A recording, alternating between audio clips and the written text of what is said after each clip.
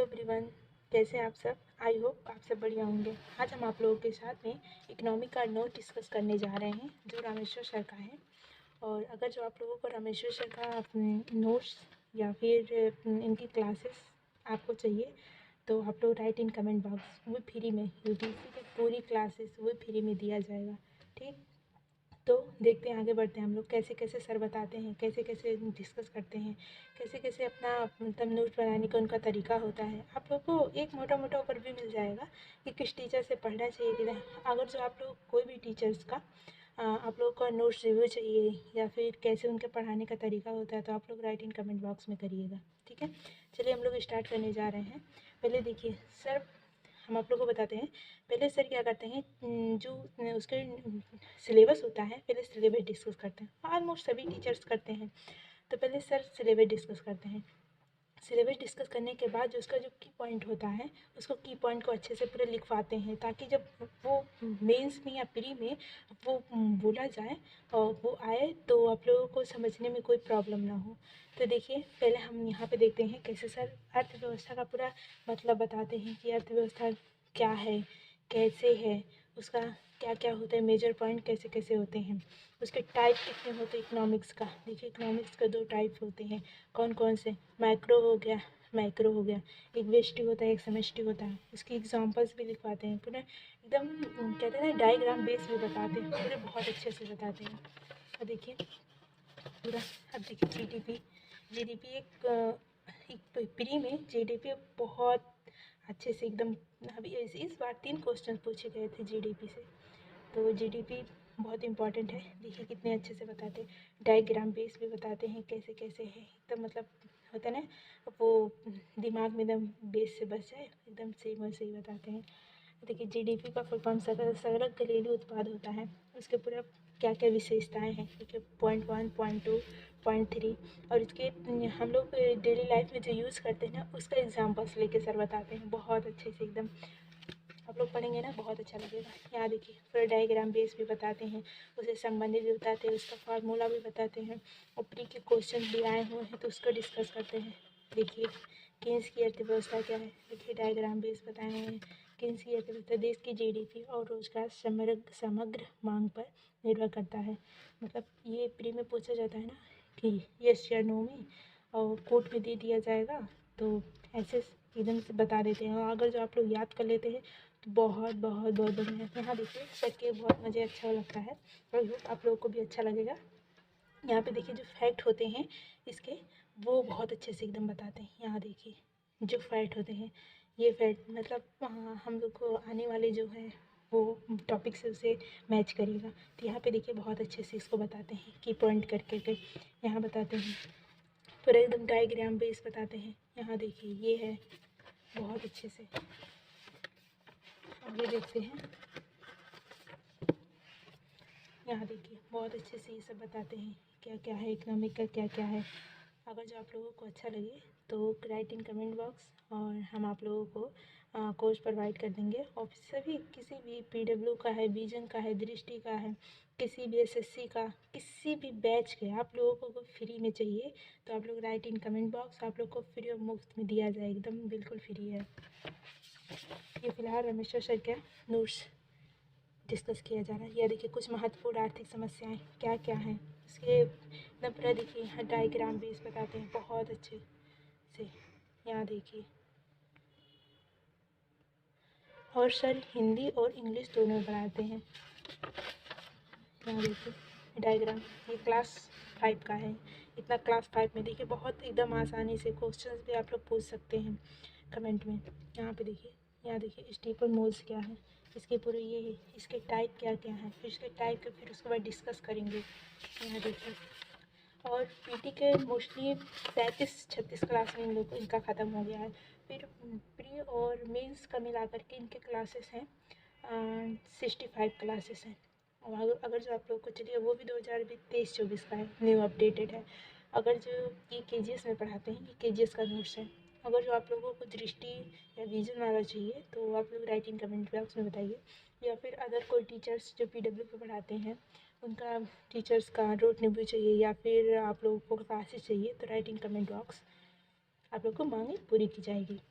यहाँ देखिए बहुत अच्छे से स्थिति निर्माण कौन कौन से हैं, उसकी कौन कौन से निम्नलिखित समावेश किया जाता है, एकदम पीढ़ी के बहुत से बहुत अच्छे से बताते हैं। और जब मेंस में आएगा ना, उसका मेंस का जब क्लासेस चलाएंगे तो मेंस का भी बहुत अच्छे से पूरा डिस्कस करते हैं। जैसे यहाँ पे देखिए नोट्स में लिखवा देते हैं कि क्या क्या चीज़ कैसे है, और जो उसका की पॉइंट होता है यहाँ पे एकदम लिखवाते हैं, बोर्ड में बोल कर ही लिखवाते हैं और ऐसे भी लिखवाते हैं। देख लीजिए कितना अच्छा से एकदम डायग्राम, तो मुझे इस सर का डायग्राम भी बहुत अच्छा लगता है। आई होप आप लोग को भी बहुत अच्छा लगेगा। बहुत अच्छे से एकदम बताते हैं। यहाँ देखिए क्वेश्चन भी बताते हैं कि क्वेश्चन में यहाँ से मेंस का क्वेश्चन क्या पूछा है। जैसे कहा जाता है, क्या कहा जा सकता है कि बचत की दर एक देश के ग्रोथ के निर्माण के रूप में निर्धारित करती है। यूपीएससी मेंस में क्वेश्चन पूछा गया था। तो ऐसे ना क्वेश्चन प्री में भी जो टॉपिक से क्वेश्चन प्री में भी पूछा जाता है और मेंस में जो पूछा जाता है वो सब वहीं पे बता देते हैं। ये बहुत बढ़िया रहता है। और जो पता नहीं कि बहुत लोग कहते हैं सर बहुत शॉर्ट लिखवाते हैं, अरे प्री में कितना लिखवा दिया जाएगा। यहाँ पे देखिए बहुत अच्छे से एकदम बताते हैं। समृद्ध बनाम विकास कितने अच्छे से बताते हैं, किसमें क्या क्या चीज़ आते हैं। हाँ देखिए कितने अच्छे से जीवन दर, ग्रोथ, एक स्वास्थ्य, ज्ञान, एक के विकास के लिए इतना इतना क्या क्या होना चाहिए, जीवन स्तर होना चाहिए, स्वास्थ्य होना चाहिए, ज्ञान होना चाहिए, तो किसी भी उसका लगेगा कि हाँ विकास हो रहा है। देखिए बहुत अच्छे से बताते हैं। सस्टेनेबल डेवलपमेंट, मानव विकास सूचकांक में ये बहुत अच्छे से एकदम बताते हैं। बहुत बढ़िया। यहाँ देखिए जीडीपी है अभी 2022-23 का जो है जीडीपी। ये देखिए ये भी यूपी उत्तर प्रदेश की जीडीपी आया हुआ था, तो सबने हमने नोटिस कर लिया। इसे पेपर में था तो कटिंग करके लगा दिया है।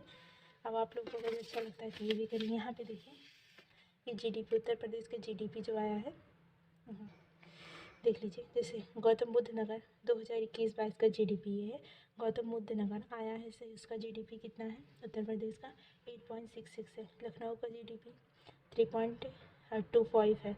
आगरा की जीडीपी 3.61 है और प्रयागराज की जीडीपी 3.02 है। ठीक। और सबसे लास्ट में कौन है, चित्रकूट है। ये कभी कभी ऑनलाइनर में पूछ लिया जाता है, इसलिए हमने अलग से नोटिस किया। ये पेपर का था। यहाँ पे देखिए बहुत अच्छे से इससे इकोनॉमिक सर्वे भी बताते हैं सर, उसका नोट्स भी देते हैं बहुत अच्छे से। यहाँ देखिए प्रत्यक्ष अप्रत्यक्ष क्या क्या है और बताते हैं। एनसीईआरटी के भी हमें जैसे हो गया 10th के एनसीईआरटी या 9th के एनसीईआरटी में हमें कौन सा टॉपिक पढ़ना चाहिए ये भी बताते हैं सर साथ में बहुत अच्छे से। ये देखिए डायग्राम बेस भी बताते हैं बहुत बढ़िया तो मस्त। अगर जो आप लोगों को अच्छा लगे तो राइटिंग कमेंट बॉक्स। ओके अभी आप लोग को दिखाते हैं। यहाँ देखिए कितने अच्छे से एकदम बताते हैं डायग्राम बेस। यहाँ देखिए money banking, what is money banking, मतलब मनी बैंकिंग के बारे में पूरा बताते हैं। उसके कार्य क्या है, उसके मुद्रा, उसके टाइप कितने हैं, ठीक, उसके टाइप, फिर उसके टाइप का फिर एक अलग अलग अपना अपना उसकी विशेषता बताते हैं कि उसकी क्या क्या विशेषता है। जैसे देख लीजिए व्हाट इज़ मनी, मुद्रा कोई भी ऐसा चीज़ नहीं है जिसे लोग विभिन्न प्रकार के लेन देन के लिए समान रूप से स्वीकार करते हैं। इस प्रकार सामान्य स्वीकार्यता एक आधारभूत गुण होता है।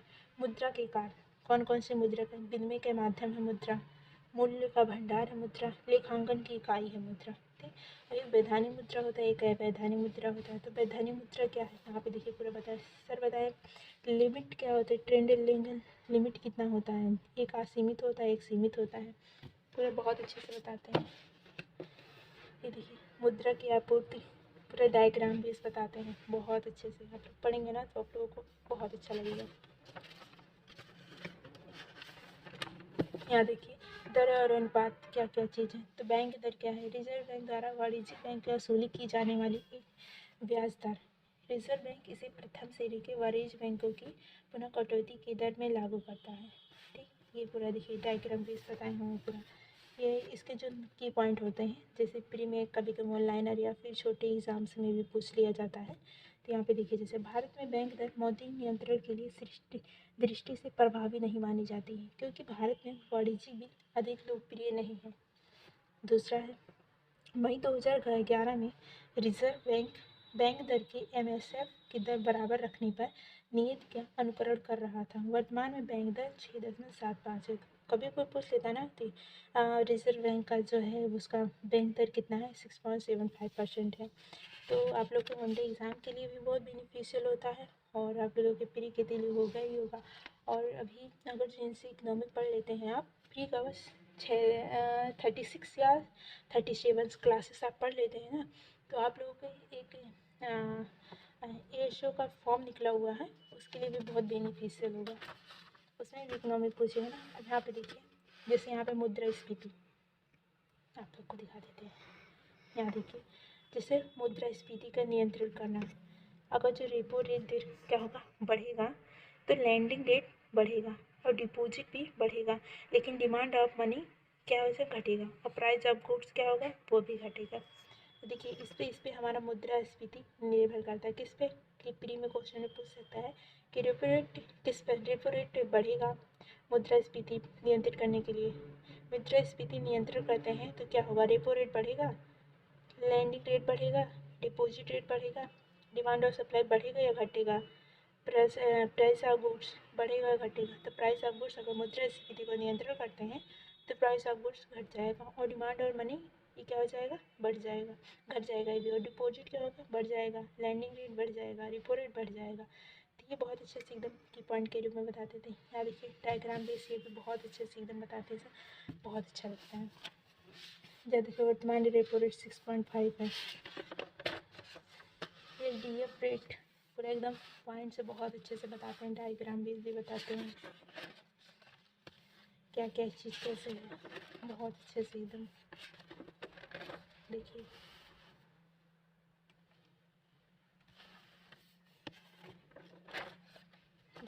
पीएसएल क्या है, पीएसएल के जो छोटे छोटे होते हैं टॉपिक, उसके प्रकार क्या है, उसके कार्य क्या है, किसमें किसमें क्या चीज़ आता है, आकार उसका कितना है। जैसे ये क्या है, बैंकिंग है, छोटे छोटे जो बैंक होते हैं, जैसे पीएसएल है, सीएफओ, इसका क्या है, लेन देन कैसे की जाती है, इकोबेर प्लेटफॉर्म पे की जाती है, और इसके कौन सा आरबीआई का ये ट्रेंडिंग प्लेटफॉर्म है, और इसका कितने हम कर सकते हैं, इसके 25 लॉक्स कर सकते हैं। निज बैंक क्या है, इसके बारे में, इसका क्या, कभी कभी पूछ सकता है ना कि किसके ट्रेंडिंग में, किस में आता है, इसके कितने डिवाइडेशन है, तो ये उसके लिए है, बहुत अच्छे से बताया सर। यहाँ देखिए एकदम पूरा जो छोटे छोटे होते हैं ना, कभी कभी प्री में पूछ लिया जाता है, और अब प्री का है तो कितना ड्यूसर लिखवा देंगे, मेन सिल के है, अलग क्लासेस इनका है। देखिए इसके टाइप कितने हैं, इसके कार कौन से हैं, बहुत अच्छे से इशू आप मीनिंग इसका बताते हैं, इसके कौन कौन से डिवाइडेशन होते हैं वो बताते हैं सर, बहुत अच्छे से। जैसे यहाँ पे देख लीजिए, इसे शुरू किस लिए किया गया था, प्रायोगिक लेन देन के लिए किया गया था, छोटे लेन देन के लिए भी किया जाता है, और ये किस में किया गया था, रुपये में किया गया था, ठीक, और ये भी रुपये में किया गया था। इस सरकारी प्रतिनिधियों के लेन देन के लिए किया गया था, इसे क्लोज यूजर ये छोटे बैंक के लिए किया गया था। यहाँ देखिए इसके लाभ क्या क्या है, इसके प्रभाव क्या क्या है, बहुत अच्छे से हम बताते हैं। देखिए आरबीआई क्या है, आरबीआई क्या है, कब इस्टेब्लिश किया गया था, तो 1935 में किया गया था। नेशनलाइज कब हुआ था, 1949 में किया गया था। इसके फंक्शंस कौन कौन से हैं, जैसे मौद्रिक सत्ता है, विदेशी मुद्रा प्रबंधन है, सरकार का बैंकर है, बैंकों का बैंक है, चलन का निर्णायक है, lender of the last result है, और अंतिम सर्वभूतियों का आधार करता है, अंतिम संगठन किसी भी बैंकों की मदद भी करता है। तो इसके फंक्शन कौन कौन से हैं, आरबीआई से रिलेटेड, यहाँ पे देखिए आरबीआई से रिलेटेड डायरेक्ट स्कीम जो 221 में किया गया था। यहाँ पे देखिए इसका इस्टेब्लिश किया गया था 2021 में किया गया था। इसके क्या क्या मेजर पॉइंट होते हैं यहाँ पे बताते हैं। अब जैसे आरडीएस के अकाउंट, ये क्या है, रेसिडेंट डायरेक्ट गिल्ड है, बहुत अच्छे से बताते हैं। इसके फंक्शन कौन कौन से हैं, वाणिज्यिक बैंक, ये वाणिज्यिक बैंक है, इसके पूरे अच्छे से बता देते हैं। अनुसूचित बैंक है, ये गैर अनुसूचितों के लिए है। ये आरबीआई एक्ट 1934 के अनुसूचित 2 में पंजीकृत किया गया था।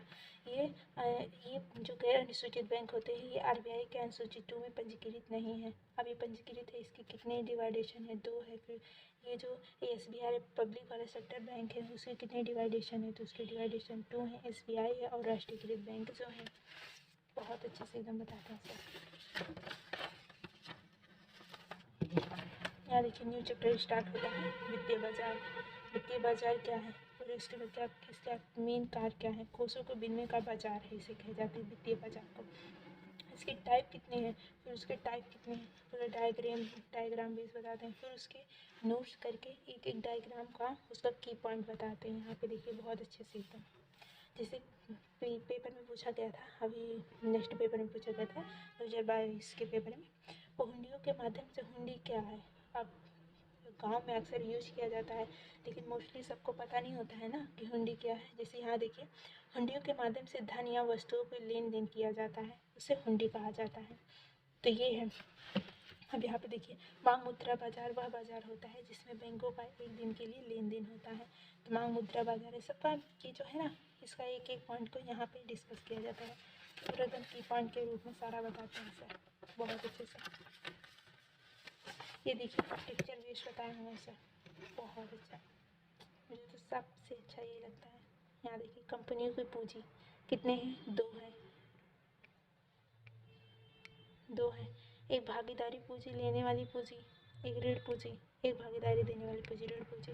अब उसके कितने डायमेंशन, उसके क्या क्या क्या की पॉइंट है, बहुत अच्छे से बताते हैं। ये भी देखिए बहुत अच्छे से बताते हैं। Structure of the entry market, ठीक। लास्ट बट नॉट लीस्ट, और आप लोगों को अदर भी किसी नोट्स का डिस्कस चाहिए तो आप लोग राइट इन कमेंट बॉक्स, आप लोग कमेंट बॉक्स में बताइए, हम उस पर वीडियो ज़रूर बनाएंगे। और वीडियो देखने के लिए थैंक्स। अगली वीडियो में मिलते हैं। Best of luck, I love you.